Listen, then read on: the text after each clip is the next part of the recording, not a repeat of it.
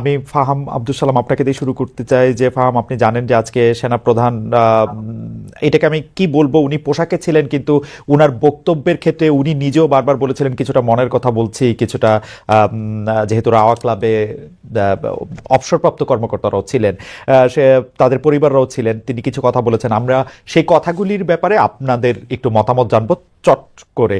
একটা আমি তাকে উদ্ধৃত করছি, বিডিআর হত্যাকাণ্ড নিয়ে জেনারেল ওয়াকারুজ্জামান বলছেন যে একটা জিনিস আমাদের সবসময় মনে রাখতে হবে, এই বর্বরতা কোনো সেনা সদস্য করেনি, সম্পূর্ণটাই তদানীন্তন বিডিআর সদস্য দ্বারা সংগঠিত, ফুল স্টপ, এখানে কোনো ইফ ও বাট নেই। ফার্ম আপনার মন্তব্য শুনবো যদি ছোট করে, কারণ অনেকগুলি প্রশ্ন আছে ওনার বক্তব্য।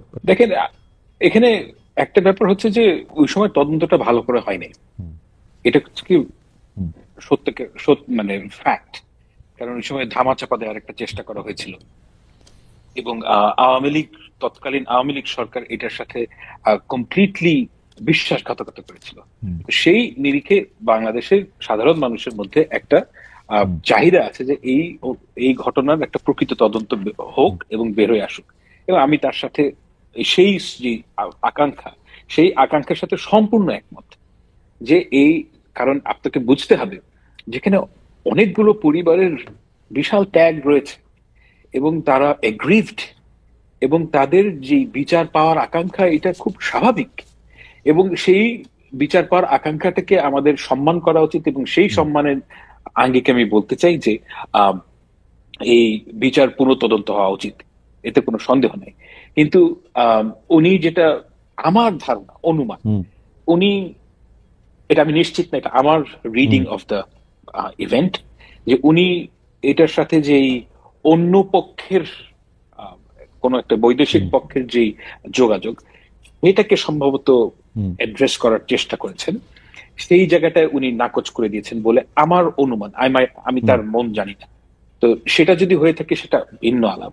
কিন্তু আমি সম্পূর্ণ, যারা শহীদ পরিবার তাদের সাথে সম্পূর্ণ একমত যে এই ঘটনার তদন্ত হওয়া উচিত। আমি একই বিষয়ে আমি একটু জুলকারনাইন স্যার আপনার কাছে আসতে চাই যে স্যার আপনি নিশ্চয়ই বক্তব্যটা শুনেছেন, তো সেই ক্ষেত্রে তিনি বলেছেন যে বিচার প্রক্রিয়া, যাদের শাস্তি হয়েছে তারা অপরাধ করেছে বলে শাস্তি হয়েছে। 51 জনের ব্যাপারে তার কাছে কিছু রিপোর্ট গেছে, তার মধ্যে তিনি তার থেকেও বেশি করেছেন সে তিনি বলেছেন। আপনি তার বক্তব্য সম্পর্কে কি বলবেন? জি, ধন্যবাদ খালিদ ভাই। আজকে বাংলাদেশের সেনাবাহিনীর প্রধান জেনারেল ওয়াকারুজ্জামান যা বলেছেন, ওনার ভাষাটা, বিশেষ করে বিডিআর এর বিষয়ে, আমার বিডিআর এর বিষয়ে আমি এতটুকুই বলতে পারবো যে যারা অপরাধ করেছে তারা শাস্তি পেয়েছে, এই কথাটা উনি যথাযথভাবেই বলেছেন। এখানে আমি কোনো ভুল অথবা কোনো অসঙ্গতির কোনো কিছু আমি দেখছি না। কারণ যারা এখানে শাস্তি লাভ করেছেন তারা বিভিন্ন রকমের অপরাধে যুক্ত ছিলেন। শুধুমাত্র যে তারা হত্যাই করেছেন তা না, তারা ওইখানে বিভিন্ন নারীর সম্ভ্রমহানি করেছেন, তারা ধর্ষণের মতো ভয়াবহ অপরাধের সাথে যুক্ত ছিলেন।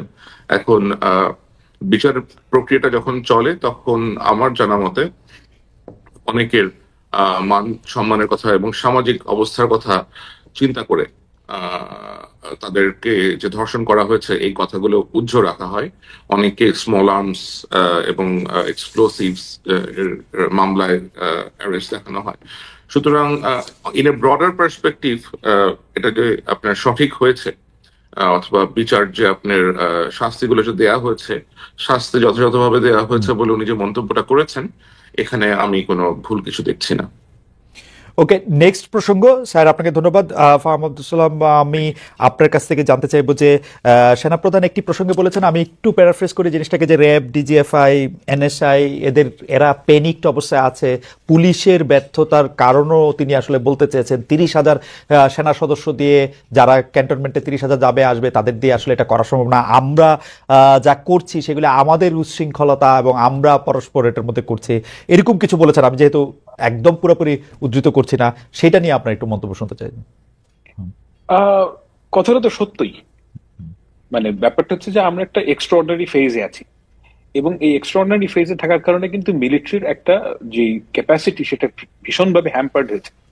এটা কোনোভাবেই মানে অস্বীকার করার উপায় নেই, কারণ মিলিটারির কাজ তো রাস্তায় না, এবং এই কাজটা করছেন তারা, এবং এটা একটা লিমিট আছে, একটা জায়গায় কিন্তু থামতে হবে। আমি সেটা বলি যে আমাদেরকে নর্মালসিতে ফেরত আসতে হবে। আমাদের যে পুলিশিং, এটা একেবারে ডিপ্লিটেড, পুলিশিং এর কোনো ক্ষমতাই নেই। সেই অবস্থা থেকে আমাদের উন্নতি হয়েছে, কিন্তু ল অ্যান্ড অর্ডার অবস্থা খুবই বাজে। তো এই জন্য একটা প্রিভেইলিং আইডিয়া হচ্ছে কি যে একটা যদি পলিটিক্যাল গভর্নমেন্ট আসে তখন তাদের পক্ষে এই কাজগুলো করা সহজতর হবে, এবং অর্থাৎ মূলত স্টেবিলিটির দিকে আমাদের দেশ নর্মালসিতে ফেরত যেতে হবে। এবং সেই কারণ থেকেই ওয়াকার সাহেব এই কথাগুলো বলছেন, এবং এটা তো সত্য কথা যে মিলিটারির ভেতরে যেই এতদিন ধরে যদি আপনি এনগেজ করে রাখেন রাস্তাঘাটে, এবং ল অ্যান্ড অর্ডার অবস্থা ভালো না, so if you think about it, যে এই কাজগুলো তো আসলে পুলিশের কাজ, এবং পুলিশকে যদি পাওয়ারফুল করতে হয়, পুলিশ ডিপ্লিটেড ফোর্স, এটাকে আপনার লোকবল বাড়াতে হবে, নর্মাল সিটে ফেরত যেতে হবে, এবং ওই গোলের দিকে যাওয়ার যে তার ইচ্ছা আমার কাছে মনে হচ্ছে দ্যাট ইজ পারফেক্ট। এবং এটাই একজন অ্যাডাল্ট হিসেবে, একজন রেসপন্সিবল মানুষ হিসেবে তিনি যা বলেছেন, যেটা আমার কাছে তাই মনে হচ্ছে। ফাহাম, এখানে দুইটা প্রশ্ন। এক হচ্ছে যে আপনি কি পরে নিশ্চয়ই আরো আমরা বিস্তার করতে পারবো, যে আপনি কি এটা বলতে পারবেন যে কেন যে কাজ পলিটিক্যাল গভর্নমেন্ট পারবে সেইটা নন পলিটিক্যাল গভর্নমেন্ট কেন পারবে না, যদি এটা আইন শৃঙ্খলার ব্যাপার হয়? এক, আর এইটা আগে একটু জি। It's a fantastic question. মানে বাংলাদেশের সরকার, বাংলাদেশ এমন একটা রাষ্ট্র যেটা ডিজাইনড ফর পলিটিক্যাল গভর্নমেন্ট, এবং এটা একটা নন পলিটিক্যাল গভর্নমেন্টকে এই দেশ গভর্ন করা সম্ভব না। কেননা আমি একটা ছোট্ট করে একটা উদাহরণ দিই, যেটা হচ্ছে কি আমাদের এই অন্তর্বর্তীকালীন সরকারের চাইতে অনেক বেশি পাওয়ারফুল এবং এইবল গভর্নমেন্ট ছিল 2007 সালের তত্ত্বাবধায়ক সরকার। 2007 সালে ওই সময় একটা তারা কমপ্লিটলি, এখন তো কোনো সরকারই ছিল না, 5ই আগস্টে তারা একটা ফাংশনাল গভর্নমেন্ট পেয়েছিল। অ্যান্ড ইয়েট আপনি চিন্তা করে দেখেন যে তাদের যে সরকারের লাস্টিং লেগেসি, একমাত্র লাস্টিং লেগেসি হচ্ছে কি ভোটার আইডি কার্ড। কারণ আমাদের দেশের যেহেতু সরকারের মধ্যে ক্লায়েন্ট পেড, আচ্ছা সরকার বলছে ভুল বললাম, এই দেশের মধ্যে সর্বক্ষেত্রে ক্লায়েন্ট পেট্রন বেসড একটা রিলেশনশিপ তৈরি হয়। এখন বর্তমান সরকারের যেটা সবচেয়ে বড় সমস্যা, সেটা হচ্ছে কি তারা যদি বিউরোক্রেসি চালাতে চান, তাদের কাছে ক্যারেট নাই, স্টিকও নাই। স্টিক 5ই আগস্টে ছিল, সেটার ব্যবহার করেন নাই। এখন এই যে ক্যারেট, সবাই জানেন যে এই সরকার অল্প সময়ের জন্য আছেন, এবং এরপরে কি হবে তারা জানেন যে অন্য একটা সরকার আসবে, সুতরাং we must serve to that government. Okay, ওই এই ক্যারেক্টারিস্টিকের এইটার প্রসঙ্গে আসবো। আমি একটু দ্বিতীয় প্রসঙ্গটা একটু বলে আসি, কারণ আমার কাছে মনে হয় যে আমি প্রশ্নটা করে রাখি আপনার কাছে কি মনে হয় না যে বিএনপি যেহেতু একটা ছায়া সরকার চালাচ্ছে বা অনেকটা বড় দল হিসাবে তারা প্রায় ক্ষমতায় এসেই পড়েছে, সেই জন্য এই ক্যারেক্টারিস্টিকের ওইটা আসলে কাজও করতেছে না? এটা আপনি পরে উত্তর দিয়ে আগে আপনি আমার বলেন, সেনাবাহিনী যে 6 মাস ধরে ম্যাজিস্ট্রেসি নিয়ে বসে রয়েছে, সেনাবাহিনী এই দায়টা কেন আগে স্বীকার করতেছে না? সেনাবাহিনীর কাছে ম্যাজিস্ট্রেসি থাকলে তো পুলিশ বা সিভিল ফোর্স তো আসলে কাজ করতে পারে না, বা প্রপারলি কাজ করতে পারে না, কারণ এখানে 2-3টা ক্ষমতার কেন্দ্র তৈরি হয়, এবং যেটা আসলে সেইটা তারা ধরে রাখছে কেন যদি না পারে, বা কি করছে? মানে আই ডোন্ট থিঙ্ক যে তারা ম্যাজিস্ট্রেসি পাওয়ার থাকলে ওইটা ইউটিলাইজ করতে পারে। মানে ম্যাজিস্ট্রেসি পাওয়ার যখন দেওয়া হয়, এটা একটা ভেরি শর্ট স্প্যান, ওই ইলেকশনের আগে ওই ধরনের সময় এটা এফেক্টিভলি ইউজ করা যায়। আই ডোন্ট থিঙ্ক যে আপনি এত লম্বা সময় ধরে, তাদের কাছে কোনো ইন্টেলিজেন্স নাই, আপনি কি, তো এটা দেওয়া হচ্ছে, মানে you and I both know যে আমরা একটা এক্সট্রাঅর্ডিনারি টাইমের মধ্যে আছি, এবং এই টাইমের মধ্যে আমরা অনেক ধরনের জিনিস ট্রাই করছি, যদি কোনোটা লেগে যায়। কিন্তু এই সেনাবাহিনীকে ম্যাজিস্ট্রেসি পাওয়ার দেওয়া একটা দেশের জন্য মানে এটা কোনো লাস্টিং সলিউশন না। ওকে, আমি স্যারের কাছে আসি। স্যার, 2টা প্রশ্ন। আগে আগে আগে আগে পাটাতনটা একটু বলে নিই যে র্যাব, ডিজিএফআই, এনএসআই তারা প্যানিকটাসে আমরা নিজেদের সাথে মারামারি করে নিজেদের সর্বনাশ করতেছি। সেনাপ্রধানের বক্তব্যের প্রেক্ষিতে আমরা প্রশ্ন করেছিলাম যে পলিটিক্যাল গভর্নমেন্ট পারলে নন পলিটিক্যাল গভর্নমেন্ট কেন পারবে না, এবং ম্যাজিস্ট্রেসি পাওয়ার নিয়ে সেনাবাহিনী 6 মাস কি করলো, আসলে আমরা কি করতে দেখলাম বাগাড়ম্বর ছাড়া? ওকে, র্যাব, এনএসআই, ডিজিএফআই, বাংলাদেশ সেনাবাহিনী, এই বাহিনীগুলো প্যানিক অবস্থায় আছে। আমার মনে হয় এই কথাটা উনি বলেছেন যে কারণে, সেটা হলো যে আপনি দেখেন ইতিমধ্যে ডিজিএফআই এর সাবেক 6 জন ডিজিকে আপনার মানবতা বিরোধী অপরাধের কারণে এবং গুম খুনের সাথে জড়িত থাকার কারণে তাদের এগেইনস্টে গ্রেফতারি পরোয়ানা জারি হয়েছে। এখন এটা অবশ্যই বাহিনীর সকল সদস্যকে, যে সমস্ত সদস্যরা তখন যুক্ত ছিলেন তাদের মধ্যেও এক ধরনের ভীতির সঞ্চার করেছে। এখন এটা শুধুমাত্র ডিজিএফ এর ক্ষেত্রে যে হয়েছে তা না, একই কনসিকুয়েন্স যে র্যাবে যারা আছেন, এনএসআই তে যারা ছিলেন, র্যাবে যারা ছিলেন এবং এই সমস্ত কর্মকর্তারা যারা নিজ নিজ বাহিনীতে ফেরত গিয়েছেন, তারা অবশ্যই সেখানে প্রশ্নের সম্মুখীন হয়েছেন। কারণ আমার জানা মতে আর্ম ফোর্সেস ডিভিশন একটা ইন্টারভিউ করে আগস্ট সেপ্টেম্বর মাসের দিকে, যেখানে তারা বিভিন্ন গ্যারিসন থেকে র্যাবে ছিলেন অথবা ডিজিএফআই তে ছিলেন, এনএসআই তে ছিলেন, এরকম সকল কর্মকর্তাদেরকে নিয়ে আসেন এবং সেখানে তারা কর্মকর্তাদের একটা লিস্টও তৈরি করেন যে কারা কারা এখানে যুক্ত ছিলেন গুম খুন হত্যার সাথে করেন। সুতরাং এটা যখন তারা জানতে পেরেছেন যে এরকম তালিকা অথবা এভাবে ইন্টারভিউ নেওয়া হয়েছে এবং যেহেতু এগুলোর বিচার হচ্ছে এখন বাংলাদেশে এবং সেনাবাহিনীর ভেতরেও অনেকে প্রশ্নের সম্মুখীন হচ্ছেন, অনেকে সামরিক যে বিচার আদালত আছে, কোর্ট মার্শাল, এগুলা ফেস করার জন্য প্রস্তুতি নিচ্ছেন। তো অবশ্যই এটা একটা প্যানিক স্টেটে থাকাটাই বেশ বেশ স্বাভাবিক। এবং এছাড়া যখন বাইরে থেকে অথবা দেশের ভেতর থেকে, তো এখন তো ধরেন অনেকেই বিভিন্ন বিষয় নিয়ে আলাপ আলোচনা করছেন এবং এত বেশি মিস ইনফরমেশন, ডিসইনফরমেশন ছড়াচ্ছে যা এই বাহিনীগুলোর সদস্যদেরকে, তাদের পরিবারদেরকেও আতঙ্কিত করে তুলছে। আমার মনে হয় উনি এটাই বোঝাতে চেয়েছেন। ওকে, আমি ম্যাজিস্ট্রেসি এবং অন্য প্রসঙ্গটাতে পরে আসতেছি। আমরা জানি যে আপনি আর্মি অফিসার ছিলেন, সাংবাদিকতা এসছেন, সাংবাদিকতার নাম করেছেন দুনিয়া জোড়া, এবং কিন্তু তারপর আপনি গর্ব নিয়েছেন যখন মানব জমিনে আপনার নামে একটা বাইলাইন ছাপা হয়েছে, কারণ এটা বাংলায় ছাপা হওয়া একটা বাইলাইনের মধ্যে প্রথম, সেজন্য আপনিও একটু কংগ্রেচুলেশন জানবেন। কারণ আমি প্রিন্টে কাজ করেছি, আমি জানি যে বাইলাইনটার একটা মজাটা কিরকম। কিন্তু এটা নিয়ে আমার একটা প্রশ্ন আছে, স্যার যদি অনুমতি দেন তাহলে একটু করি প্রশ্নটা। সেইটা হচ্ছে যে আপনি এখানে অনেকগুলি নাম লিখেছেন, পরিচালক অমুক, ডিডি তমুক, কিন্তু যখন কোনো অফিসারের নাম আপনি লিখতে গেছেন তখন একজন ব্রিগেডিয়ার জেনারেল। এইটার কারণটা কি? মানে অফিসারের জন্য কি আপনার আলাদা একটা ভ্রাতৃত্ববোধ? না, আমি কখনোই বাংলাদেশ সেনাবাহিনীর অফিসার ছিলাম না। আমি অফিসার হিসেবে প্রশিক্ষণ নিতে গিয়েছিলাম, যেটা আমি শেষ করতে পারিনি। That was not rightly addressed. আর আপনার প্রশিক্ষণ শেষ হওয়ার আগে আপনি বেরিয়ে আসছেন, সরি, ক্যাডেট অবস্থায় আপনি বেরিয়ে আসছেন। জি, ওকে। তো ওই ব্রিগেডিয়ার সাহেবের নাম কেন নেওয়া হয়নি? কারণ ব্রিগেডিয়ার সাহেবের নাম আমাদের কাছে ক্লিয়ার করা হয় নাই। আমি আমার যে সূত্র আছে, সূত্র মাধ্যমে সূত্র নামটা বলতে চাই নাই, আগ্রহ প্রকাশ করে নাই। বাট আমি জানার চেষ্টা করেছি, and I was not very sure যে ওই ব্যক্তি কিনা। সুতরাং যে ব্যক্তি কিনা তার নাম আমি কিভাবে। কিন্তু পরিচালকদের যাদের আপনি নাম দিয়েছেন তাদের ব্যাপারে, বা উপপরিচালক, সহকারী পরিচালক, তাদের ব্যাপারে আপনি শিওর ছিলেন মোটামুটি? ওকে, হ্যাঁ, মোটামুটি শিওর ছিলেন তাদের ব্যাপারে, যাদের পরিচালকদের নাম, তাদের ব্যাপারে মোটামুটি শিওর ছিলাম। ওকে, আমি আবার একটু ফাহাম আপনার কাছে আসি। যে ফাহাম, আমি বিএনপির কথা বলতেছিলাম যে এখন যে আসলে সরকার থেকে আসলে কাজ করতে অনেকে পারতেছে না, কারণ আসলে কে ক্ষমতা আসবে না আসবে, সেইটা কি বিএনপি এরকম একটা ভাইব দিচ্ছে যে তোমরা ইউনূস সরকারের সাথে মোটামুটি ভাবে কাজ চালায় যাও, আমরা আসলে ঝাঁপাই পইরা কাজ করো, বিকজ তোমরা আমাদের লোক এবং আমরাই আসতেছি ক্ষমতায়? না, ইটস নাথিং লাইক দ্যাট। মানে ব্যাপারটা হচ্ছে যে বাংলাদেশের মানুষের একটা নিজস্ব আন্ডারস্ট্যান্ডিং আছে সকল অর্গানাইজেশনের ভেতরে।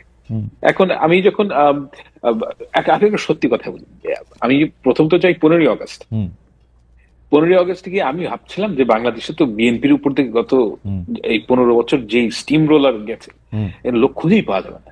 আমি গিয়ে দেখলাম উল্টা জিনিস, মানে সবাই মানে ওভারনাইট সবাই বিএনপি হয়ে গেছে। এখন এটা তো বিএনপি কে বলে নাই কাউকে গিয়ে, কিন্তু ব্যাপারটা হচ্ছে যে বাংলাদেশের মানুষ উঠতি সুরজকে পূজা করে, যখনই যেখান থেকে সুযোগ পায় তখন সে সবাই কেবলা চেঞ্জ করে ফেলে খুব তাড়াতাড়ি। তো ওই ঘটনাটা ঘটেছে। এখন তারা নিজেদের মধ্যে, আমার কাছে মনে হয় না যে BNP has got a very মানে clear path to power, it has to win the vote of Bangladeshi people, এবং সেই ঘটনাটা বিএনপিকে নিজেই করতে হবে। কিন্তু এই ঘটনা ঘটার আগেই একটা ইনস্টিটিউশনের সবাই যদি মনে করে যে আমরা বিএনপি হয়ে যাবো, এটার তো আসলে দায়ভার বিএনপির না। এবং আই ডোন্ট থিঙ্ক যে বিএনপির হিউজ প্রেশার আছে, দুই একটা ইস্যুতে আছে প্রেশার গভর্নমেন্টের উপর, কিন্তু ডে টু ডে রানিং এর ব্যাপারে নো, আই ডোন্ট থিঙ্ক বিএনপির খুব একটা লেভারেজ আছে গভর্নমেন্ট। আমি জানি না, মানে আমি কিছুদিন আমার কিছু বন্ধু আসলে সরকারের কর্মকর্তা পর্যায়ে আছে বলে তারা কিন্তু আমাকে একটা উল্টো ধারণা দিয়েছেন যে ফার্ম, যে আসলে সরকারের কোন কি পজিশনে কে বসতেছেন সেটা অনেকটাই বিএনপির কথা মাথায় রেখেই সেটা বসানো হইতেছে। যাই হোক, সেটা আরেক প্রসঙ্গ, কারণ এটা আমিও এটা বলতে চাই না, কারণ আমি স্যারের মতো এটা প্রমাণও করতে পারবো না, সেজন্য আমি এটা বলতেছি না। আমি একটু স্যারের কাছে আসি। স্যার, আপনি বিএনপি সম্পর্কে আপনার ফেসবুক স্ট্যাটাসের মধ্যে ছোট্ট একটা জায়গা আপনি একটু ছোট্ট করে বলছেন, সেইটার জন্য যদি আপনি একটু কথা বলেন, এইটার বিষয়ে আমি একটু ফার্মরে বলতে চাই যে বিএনপি মানে ভারতের ভরসা বিএনপি, আপনি এরকম একটা কথা বলছেন, আপনি এইটা কেন বলছেন, এইটা কি একটু বলবেন আমাদের, যে ভারতের ভরসা কেন বিএনপি? এটা আসলে আমি বলি নাই, এটা একজন বিশিষ্ট ব্যবসায়ী জনাব A.K. আজাদ, যিনি একজন সাবেক এমপি ছিলেন, আওয়ামী লীগ সংশ্লিষ্ট, ফরিদপুর থেকে ইলেকশন করেছেন, তার মালিকানাধীন একটা পত্রিকা আছে দৈনিক সমকাল। সমকালের একটা মতামত আমি সেটা রিফিউট করেছি যে এই ধরনের ন্যারেটিভ আসলে কেন সেট করা হচ্ছে যে ভারতের ভরসা বিএনপি, এটা বলতে পারে কিনা। আচ্ছা, আপনি কি মনে করেন যদি ভারত এখন আওয়ামী লীগ নামক ক্যাবলাটা বদলায় অন্য ক্যাবলার দিকে যদি যাইতে চায়, ও কি আসলে বিএনপির দিকেই যাবে বা যাইতেছে? এখন ভারত কার দিকে যাবে সেটা তো তাকে সিদ্ধান্ত নিতে হবে। আমার মনে হয় যারা বাংলাদেশে আগামীতে ক্ষমতায় আসতে চান তাদেরকে বাংলাদেশের কেবলাটা যেন বাংলাদেশের দিকেই থাকে সেটা সেট করতে হবে। কেবলা যেন কারোর দিকে না যায়। ভাই, আমরা কারোর দিকে কেবলা যেতে চাই না। আমরা না চাইলাম ভারত চাইবো কিনা যে বিএনপি থাক, চাইতেই পারে, বিএনপি পুরনো বন্ধু বিএনপি, তাকে দিতে হবে এমন তো কোনো বাধ্যবাধকতা নাই। না, তাকে তো আপনি দিবেন না। সে যদি ওদিকে ফিরে থাকে আপনি মানায় করবেন কেমনে? মানে বলতে হবে যে তুমি তো নজর সরাও, নজর সরাও এরকমটা। আচ্ছা, অন্যদিকে দাও, এদিকে নজর দিও না। আপনার আমি একটু ফার্মের মন্তব্যটা একটু নিয়ে নিই যে ফার্ম, একটা মিনিট ভাই, আমি আসলে অফিসে তো আমাকে একটা খুব জরুরি কল নিতে হবে ফর 2 মিনিটস। জি, আর আমাকে আমার রুমটা একটু চেঞ্জ করতে হবে কারণ এখানে একটা মিটিং হবে। ঠিক আছে I will be back ঠিক আছে, 2 minutes। ঠিক আছে, কোনো অসুবিধা নেই। ফাহাম, আমি এইটার মধ্যে একটু বুঝতে চাই যে মানে স্যার যেরকম বললো যে ইভেন ভারতের বন্ধুত্ব একটা নির্দিষ্ট পলিটিক্যাল পার্টির জন্য আসলে মানে ওদেরকে বলে দেওয়া যায় না আমরা তোমার বন্ধুত্ব চাই না, আপনিও কি তাই মনে করেন কিনা বিশ্লেষক হিসাবে? না, আমার কাছে মনে হচ্ছে, দেখেন একটা কথা আপনাকে বলি, যেই দল কখনই ক্ষমতায় আসবে না আর যেই দল অ্যাকচুয়ালি ক্ষমতায় আসবে বলে মনে করে, এই দুইজনের স্ট্র্যাটেজি, এই দুইজনের মধ্যে দুইজনের যে ন্যারেটিভ কখনোই এক হবে না। যেমন আপনি যদি সিপিবি করেন কিংবা আপনি যদি একটা হিজবুত তাহরির করেন, সাপোজ আমি জাস্ট কথার কথা বলছি, যে এরকম আপনারা যদি আপনি জানেন যে আপনি ভোট করে সরকার গঠন করতে পারবেন, তখন আপনি অনেক আজব কথা বলতে পারবেন যে ভারতের সাথে হ্যান করবো ত্যান করবো। রিয়ালিটি হচ্ছে গিয়ে ভারতের সাথে আমাদের বিজনেস যেই চালায় যেতে হবে, আমাদের ভারতের সাথে বিজনেস ইন্টারেস্ট সেগুলো চালাতে হবে। এগুলো হচ্ছে রিয়ালিটি। আমাদের বছরে প্রায় $1 বিলিয়ন কাছাকাছি আমরা ড্রাগ ইনগ্রেডিয়েন্ট ইম্পোর্ট করি, একটা মেজরিটি হচ্ছে ইন্ডিয়ার সাথে। তা এই ধরনের অনেকগুলো ক্রিটিক্যাল ইন্ডাস্ট্রি আছে যেগুলোতে আমাদের ভারতের উপর ডিপেন্ডেন্স আছে।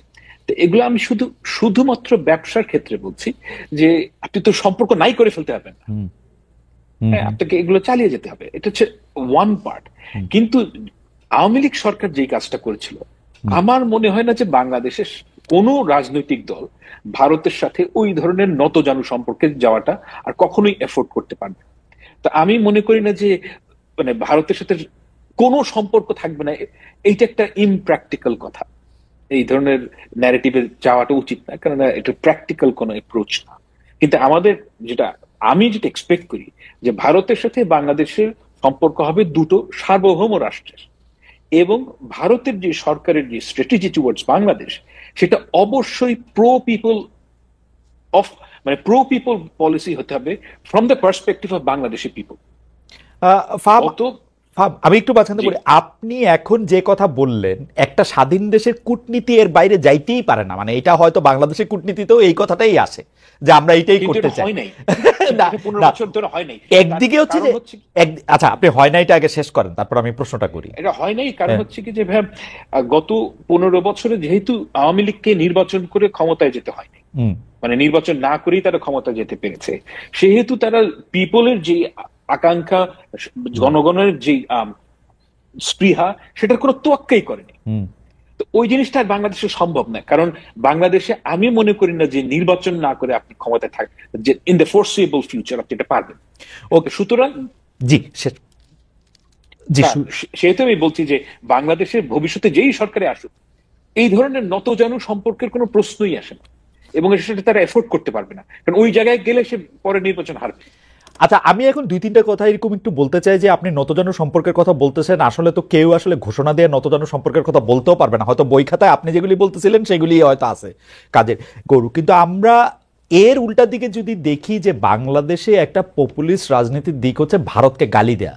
সেটা আপনি জনপ্রিয় হইতে গেলে আপনি ভারতকে একটা গালি দিতে হবে, ভারতকে আপনার যেটা আপনি শুরু করছেন যে অনেক কিছু শেষ করে দিতে হবে, সেটা বলা। বিএনপির অবস্থানটা আসলে কি হবে? কেন আমি প্রশ্ন করতেছি, বিএনপি রাজনীতি তো এই 15 বছর বাদ দিলে আমি কিন্তু ভারতের গালাগালি বা ভারতকে ইঙ্গিত করে কথা বলা সেগুলি দুই একটা এরকম ছিল না যে তা না, ছিল।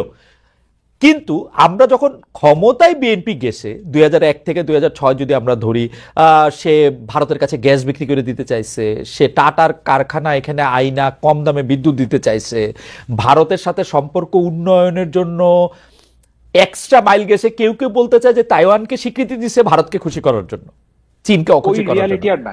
ওই রিয়ালিটি আর নাই, সেই রিয়ালিটি এখন আর নাই। এটার কারণ হচ্ছে কি, আমি আপনাকে একটা ঘটনা, ছোট্ট ঘটনা।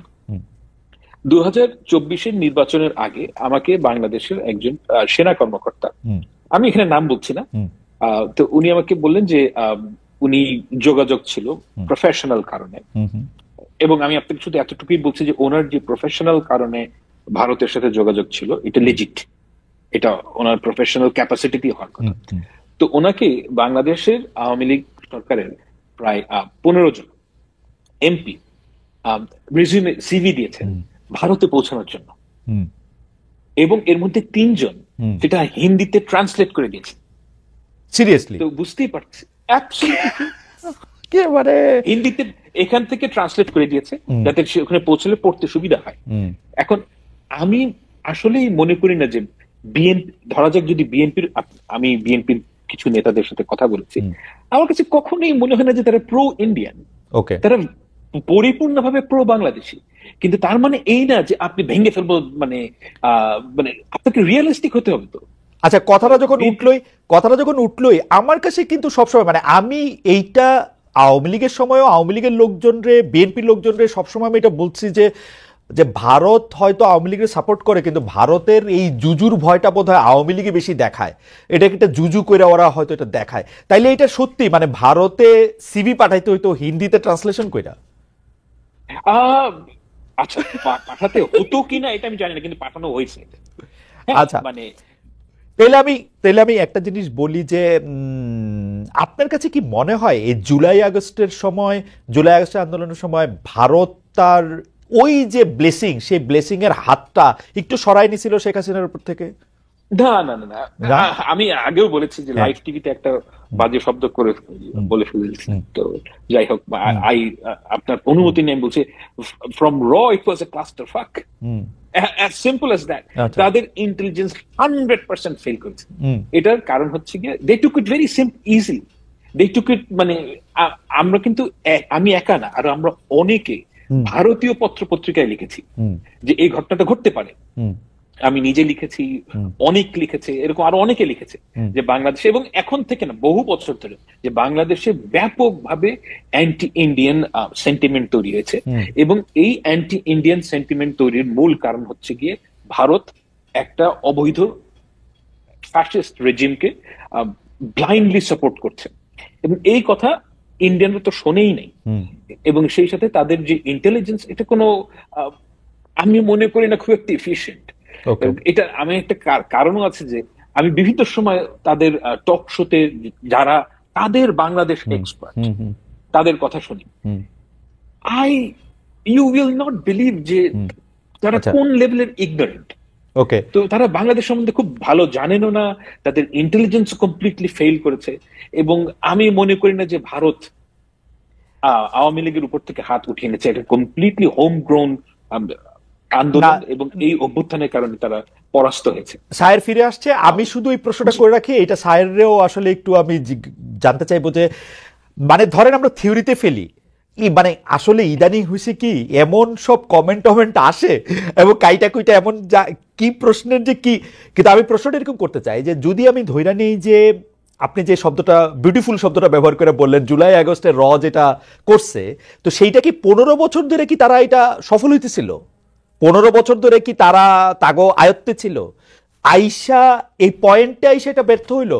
স্যার আমরা কথা বলতেছিলাম যে ইন্ডিয়া আসলে শেখ হাসিনার উপর থেকে তার ব্লেসিং এর হাতটা সরাই লইছিল কিনা, যেই কারণে জুলাই আগস্ট না, এটা আপনি একটু পরে করেন, আমি একটু ফাহামরে জিগাইলো এই ঘটনাটা যে ফাহাম আপনার কাছে কি মনে হয় যে আগে সফল ছিল পরে সফল হয় এই পয়েন্টে আইসা ব্যর্থ হয়েছে?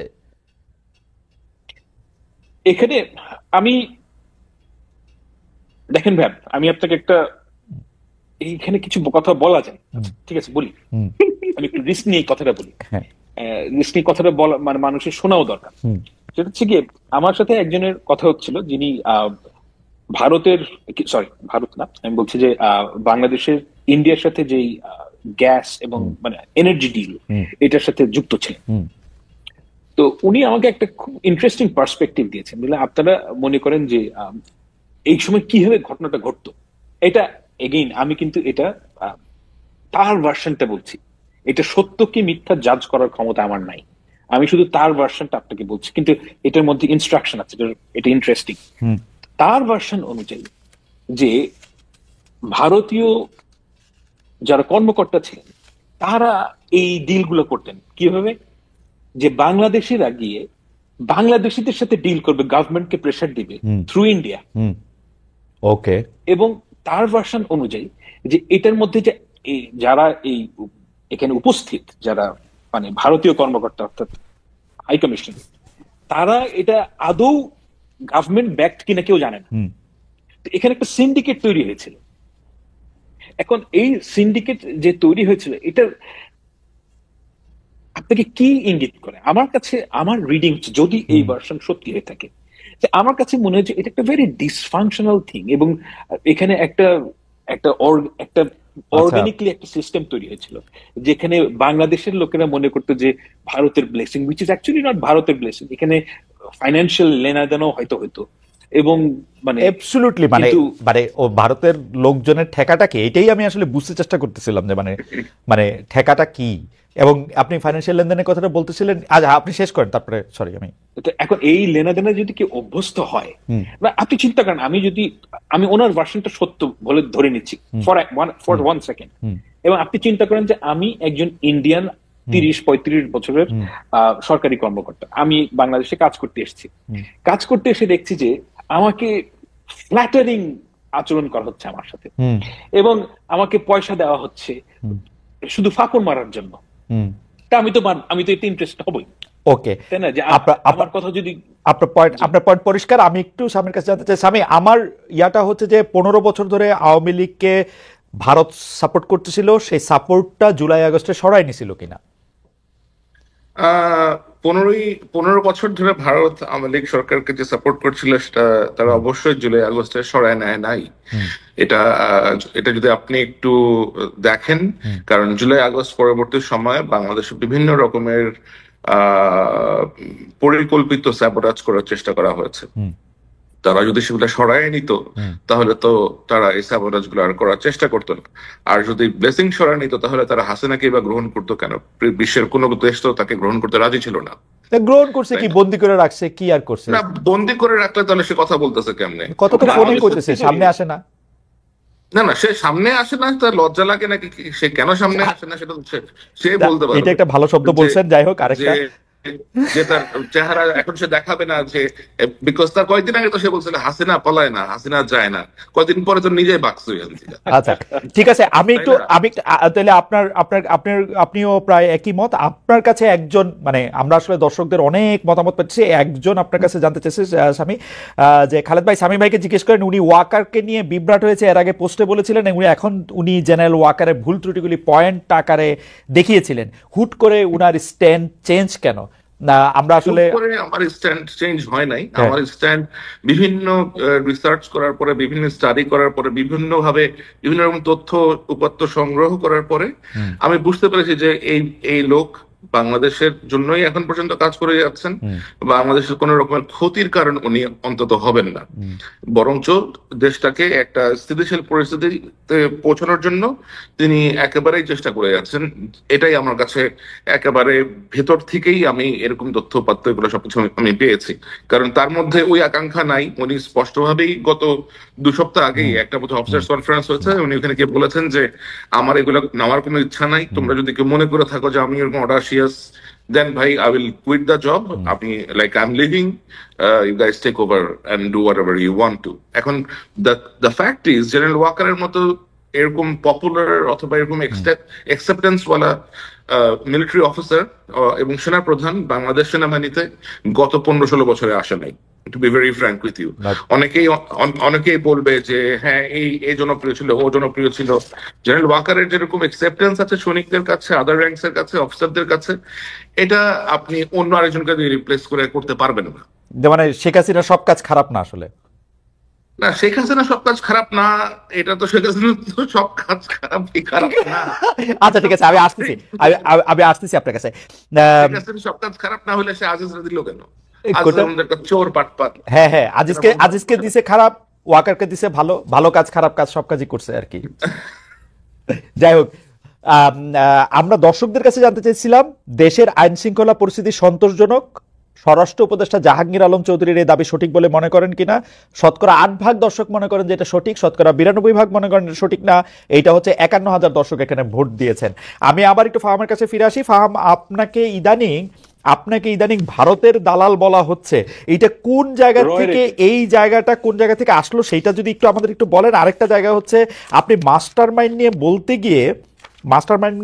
গিয়ে আপনি শায়েরের কথা বলছেন।